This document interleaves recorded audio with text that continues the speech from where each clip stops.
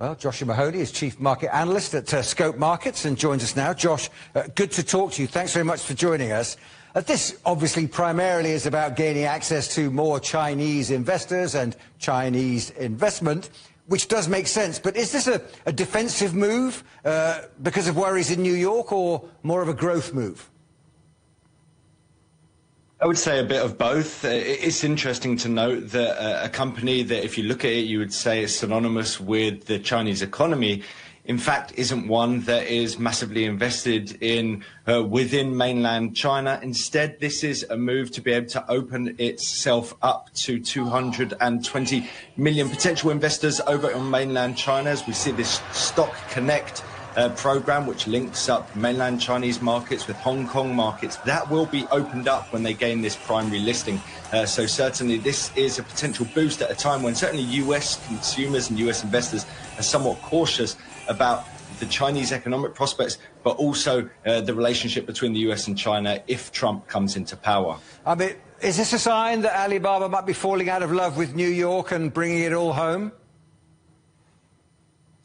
Well, I don't necessarily think they'll be brought all home unless they get forced in that direction. But certainly if you look at their share price, it hasn't necessarily been doing all too much of late. And certainly if you think about the idea that roughly 80% of the shares that are traded over in the US, the ability to realign that back towards Asia, where there's probably a little bit more of a positive outlook for the stock, probably is a good decision for the time being.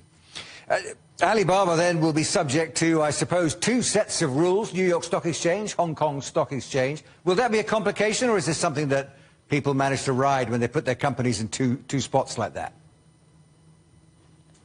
Exactly, yeah, they have to struggle with the fact that they're listed in two regulatory environments with primary listings. But nonetheless, certainly I would say that that actually makes it more attractive to some investors, because one of the concerns for people, certainly in the US, around investing in Chinese stocks is the idea that perhaps it may not be under as much scrutiny as potentially some of the Western stocks. Well, with the fact that they're going to have to essentially abide by the rules both in Hong Kong and in the US, you would think that this proves that they are really under the microscope and playing things in the right way. So yeah, I would say this is actually a positive, but probably will raise some costs. Is there a political message we can derive from this? I mean, this is an example of decoupling. Is it an example of tensions between the US and China, between the US economy and the Chinese economy?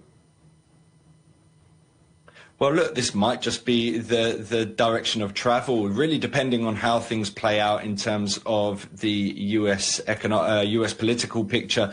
Certainly when it comes to Donald Trump, he has essentially outlined plans to whack significant tariffs on imports from China pretty much across the board, most notably within the likes of EV. Kamala Harris essentially has come out and said that she actually thinks that such tariffs are a tax on the US consumer.